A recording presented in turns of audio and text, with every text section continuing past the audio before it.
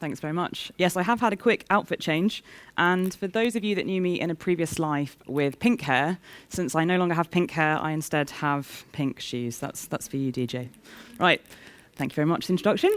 So my name is Rachael Wonnacott, and I'm a senior technical consultant at Fidelity International. And it's really my pleasure to be here today to speak with all of you. And also, as a member of the organising committee, I'd just like to say I'm really proud of what we've put on for you today. I hope you've enjoyed it, and if you do have feedback, please let us know. If we are brave enough to do this again, then feedback will be useful. Okay. So for the last 7 years, I've been living and breathing everything DevOps, where I've seen that the natural evolution of these principles tends towards platform engineering, which aligns really nicely with the book of platform teams from the book Team Topologies. And I've been really fortunate in my time at Fidelity to always be working in teams that are using bleeding-edge technologies, but to me, more importantly, are practicing and experimenting with the latest ways of working. And for the most part, actually, I think the success that I have brought to the team comes from attending meetups. So I'm very passionate about community events, which this is, by practitioners, for practitioners. And it's those organic conversations that you have with people by the water cooler. People are more honest. There are no sales pitches. And there's a common theme that I found over the last 7 years that we're still talking about teams. We've been talking about DevOps, we've been talking about Agile, and people do get it. People have seen success in their teams, but only in their teams. I've yet to meet anyone that can confidently tell me they've achieved a full-scale Agile transformation. If you are one of them, I would love to meet you after my talk. So I wanted to think about why is it that we've had such success at the team scale, but we're still struggling to scale across the enterprise. And I don't know what size your organizations are. Mine is quite large. We're roughly 13,000 employees. And I found that we do suffer more for being a larger organization to spread the knowledge. Some people may agree with that. If you're in a smaller organization, it's not to say you can't learn something from this, but my talk is in the context of a larger scale organization. So these teams that I mentioned, they are typically highly autonomous. They are free to make their own decisions, and they have already or are on the journey to automating everything. But there comes a point of friction. Now, you can't be one team. You will at some point have to speak to another team. You will interface with other people. You will have to talk to them. You will have to have meetings. We all know that engineers don't particularly enjoy meetings, and they're going to experience some friction. Now, in a larger organization, you have more teams, and therefore more interfaces, and unfortunately, more potential for friction. So how do we go about tackling this? Okay, let's talk reorganizations. I'm very confident that of you in the room, some of you will have experienced a reorganization during your career.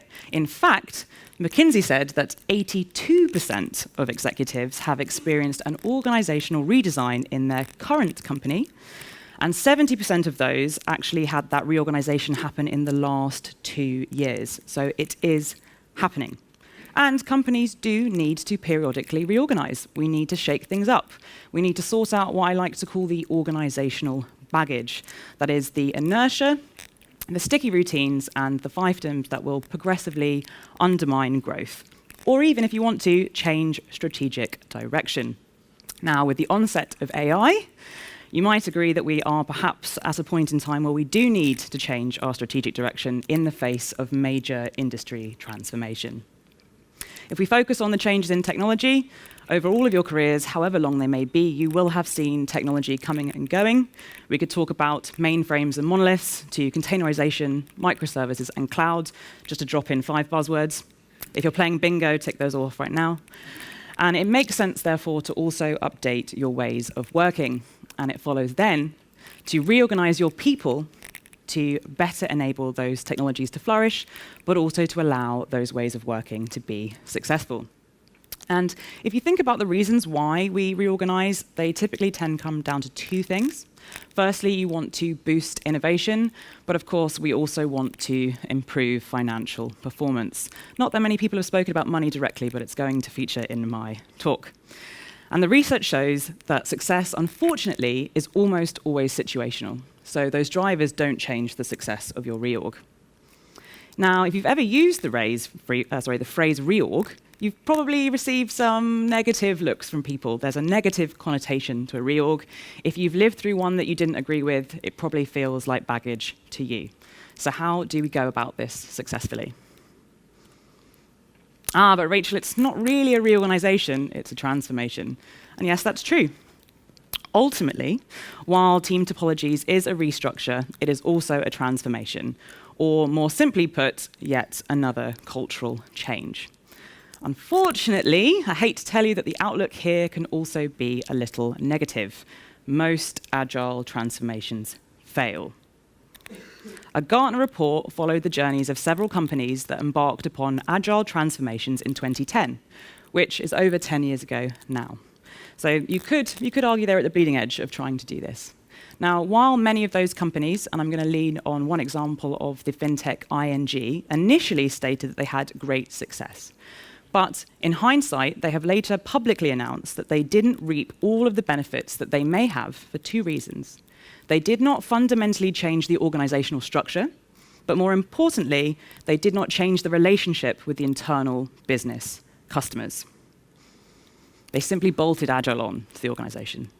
So if we go back to the start of my talk and my little personal story about successful teams, how do we stop those high-performing teams being a bolt-on to your wider organization? For me, one of the core reasons for this is that agile transformations are often seen simply as a process change, not cultural or mindset changes. The latter is harder, it takes a lot longer, and frankly, we're impatient. As humans, we are becoming increasingly impatient. Our expectations for things have dramatically changed over time. And in the last 5 to 10 years in particular, much of what we do day to day has been automated or has been increased in speed. I can pretty much deliver anything I want to my house in London by the evening from Amazon. I've even managed to get last-minute party goodies in 2 hours, so we are very impatient. And we've become conditioned to near instant satisfaction, which means that we're losing the ability to defer gratification. Most executives find that they need to hit the ground running and deliver fast results. I wonder if that resonates with some of you in the room. But this is incongruent with the time required to actually deliver a successful, full-scale agile transformation. We push for a quick fix, that one-time big bang transformation, and ultimately those are likely to fail. Okay, now I work for a company that doesn't use a lot of GIFs, so this is as funny as my slides are going to get, so prepare yourselves.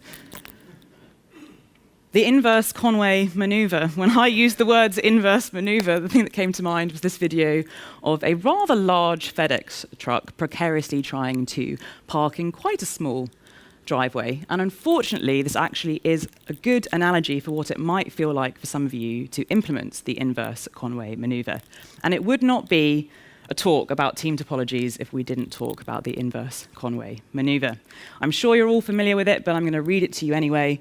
Mr. Melvin Conway said, "Development organizations are constrained to produce designs which are copies of the communication structures of their organizations." Okay, if you're in the room and you're a team leader, maybe you're a head of department, better yet, you're a CEO, and you have any say on the structure of your organization, congratulations, you've been promoted to chief architect. We might laugh about this, but it is something that we need to be cognizant of. And Michael here said that team assignments are the first draft of the architecture. Now, Conways Law sometimes is discussed as a bit of a joke, but actually really it's simply a valid sociological observation. And it's purely the consequence of software module A and software module B coming together successfully. And they cannot interface correctly with each other unless the designer and implementer of A and the designer and implementer of B communicate. The interface structure of a software system necessarily will show a congruence with the social structure of the organization. So why do we think this is such a bad thing? Maybe we can stop talking about Conway's Law as a problem and use it to our advantage. Right. Time to freestyle. So when I wrote this presentation, I made the bold assumption that everyone in the room would be extremely familiar with the book and that you all would have read the book. While I've been mingling today, many people have told me actually they have not read the book, and that while they've enjoyed some of the talks, some of the terms that were being used didn't mean as much to them as it might if they had read the book. So I'm going to be brave, even with my manager in the second row, and I'm going to go into a bit more detail on some of the concepts that I was originally simply going to name drop. So prepare for a small deep dive on what I've called the building blocks. So that is the 4 fundamental team types on the left and the 3 interaction modes on the right. Please be nice. So org charts are generally out of sync with reality. You probably think that you have one organizational chart. In fact, you have 3. You have your formal organizational chart, and that's the one that looks like your management hierarchies. That's the one people think is their organizational chart. You have the informal organizational chart, which is what I like to call the real influence between individuals. Who do you really believe? Who do you listen to? And finally, the value creation, which is perhaps the most important, but the one we ignore. How work actually gets done based on inter-team and interpersonal reputation and relationships. Right, let's deep dive. I'm sorry to anyone that has read the book, but I think it's always good to revise. And if you do meet someone that hasn't read the book, maybe you'll take the opportunity to talk with them after my talk about what you've learned. Okay, so the first type at the top here is the stream-aligned team, and arguably this is the most important kind of team that you have in your organization. If I use my role as an example, the obvious example here is an application team. They are delivering stream-aligned value, and it's going to the end customer. That could be an application that one of our fund managers is using to interact with customers, or even a static website that our end investors are using to learn about the company. The purpose of all other team types is to support this team type. So always remember your stream-aligned teams. Ideally, they're going to deliver value with 0 handoffs, so none of that friction that I spoke about at the beginning, where you've got 2 teams communicating. There are expected behaviors, so we want a steady flow of features, and since that's the expected behavior, we should measure the team on this, and then course correct on feedback. Then we have enabling teams. Now, for me, I find enabling teams the most interesting because they're the teams I have observed that we do least well. You'll notice that I've called out a common mistake at the bottom, that you have asked a team to be multiple team types. In the book, Matthew and Manuel recommend you do not do this. If you are a stream-aligned team, you are not also an enabling team. If you are an enabling team, you are also not a platform team. But unfortunately, I see time and time again that enabling teams are simply bolt-ons to other existing team types, and I'll revisit that later in my talk. The expected behaviors here are to proactively seek to understand the needs of these streamlined teams, stay ahead of the curve where possible, and they're probably going to need to be good at knowledge sharing as they're making recommendations on tooling and practices. Then we have the complicated subsystem team, which is not a team you should be seeking to have, but they are a team of necessity. So if you have this team, it's probably because most team members will require specialist knowledge on their subsystem or subdomain that is quite difficult to acquire. So you can see why you might need to have those in your company. Now, the key expected behavior here is also delivery, but the difference of what they're delivering is that the quality of their deliverable must be higher, hopefully noticeably higher, than if the stream-aligned team had tried to deliver that themselves. And that's where the value of a complicated subsystem team comes from. And finally, we have the platform team, which is my favorite because I work on a platform team. So I work in the Amazon Web Services team, so it's obvious to see the link there. And our goal is to make stream-aligned teams autonomous. So we're typically a digital platform with self-service APIs, tools, services, we're talking about knowledge, and most likely support as well. I would like to call out that you should always opt for the thinnest viable platform. This is essentially an MVP, one of the common pitfalls that I've seen. If you try to do too much too soon and offer too many services, you cannot be the ultimate platform team that you would like to be. Pick your most important services, understand what will bring the most value to your stream-aligned teams, and start there and iterate like you would with any other MVP. Okay, the interaction modes. So this really is the basis for everything that I think about when I'm thinking about team topologies. And in the context of scaling in the enterprise, if you want to do that well, you need to pick your team interaction modes well also. They are the vehicle for which we build trust between teams, and I'm sure you've all heard about trust before in these talks. And a combination of all of these team interaction modes is likely to be needed for a large-scale enterprise, but you probably won't start with all three. The first one is typically collaboration. The team interaction modes will define our expectations and behavior patterns for all of the teams in the organizations, thereby simplifying all of your interactions in the organization. And a secondary benefit of this is that it provides a method to detect any misaligned boundaries. As I mentioned right at the start of my talk, the team interactions are where we find the most sort of friction, or the eventual barrier to further automation. And poorly defined team boundaries and responsibilities are the leading cause of this friction. So if you can choose these interaction modes well, you can reduce the friction between your teams. Okay, collaboration.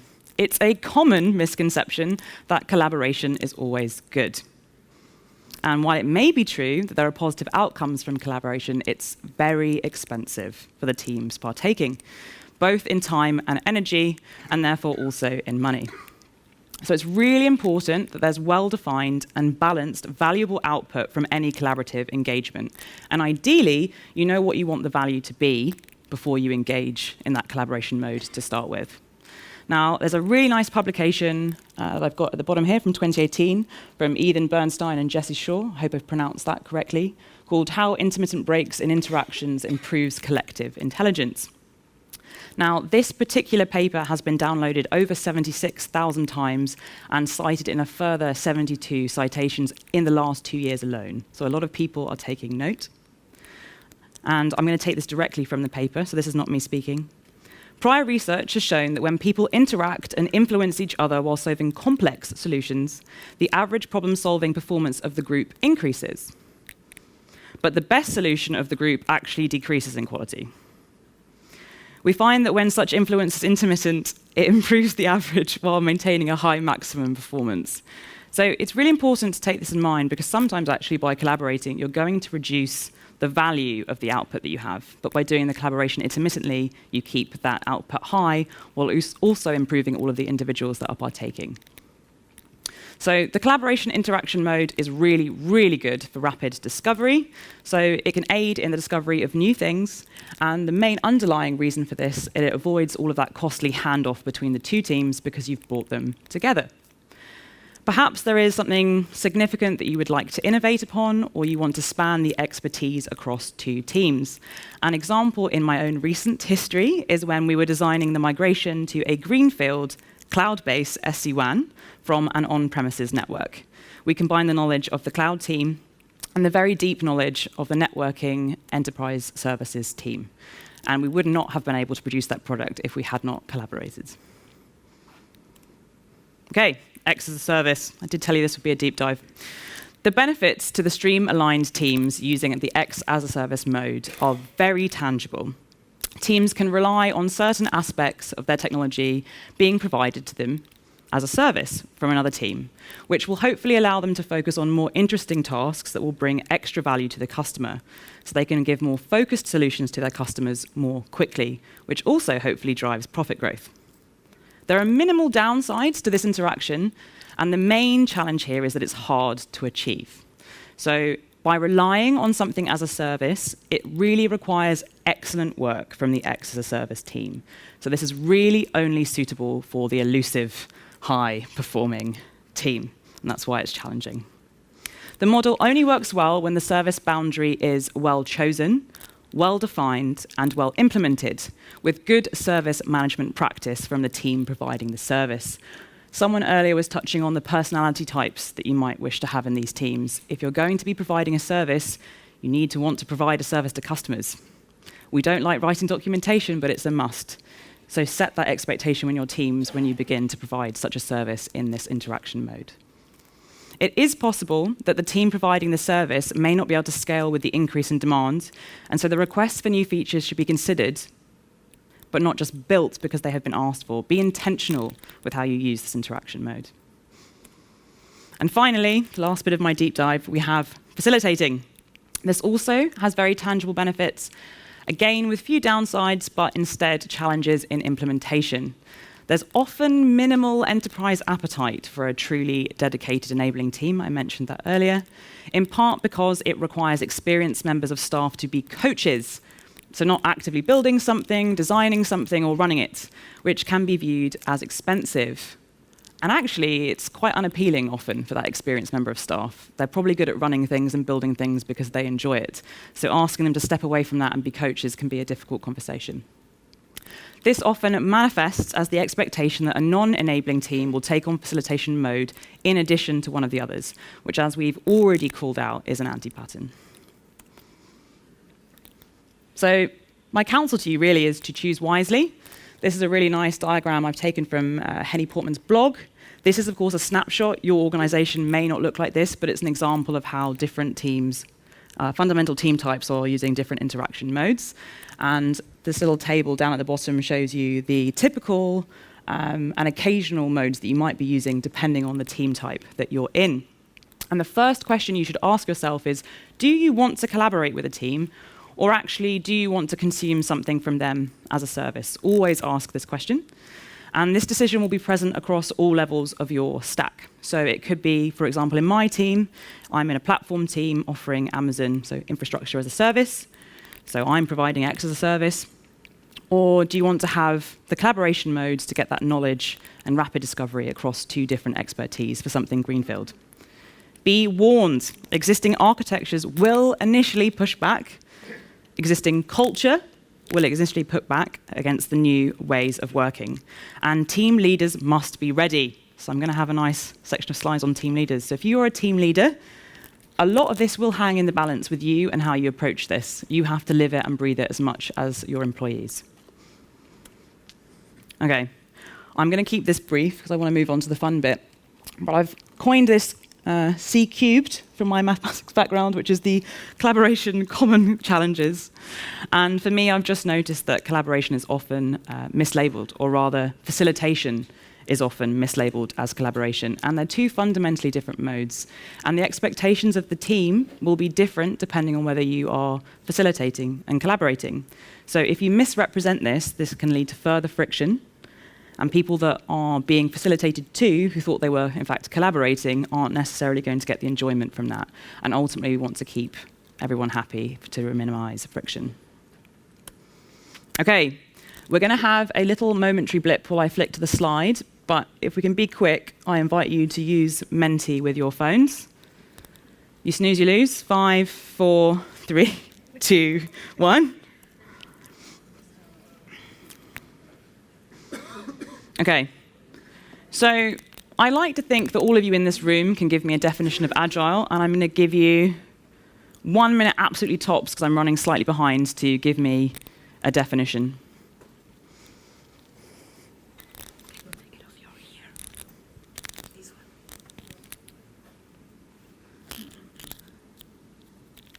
This one.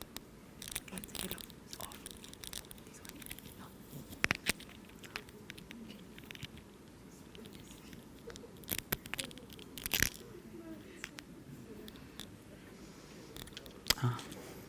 No worries. OK, we have some answers, so I'm going to hit enter. OK, so what do you notice about all of these responses? Are they the same? Thank you. They're not all the same. So even though we like to think that we all understand what agile is, we all have a slightly different understanding. And that's going to be the same with the team interaction modes. It's going to be the same with the fundamental team types. It's going to be the same with everything. More turbulence?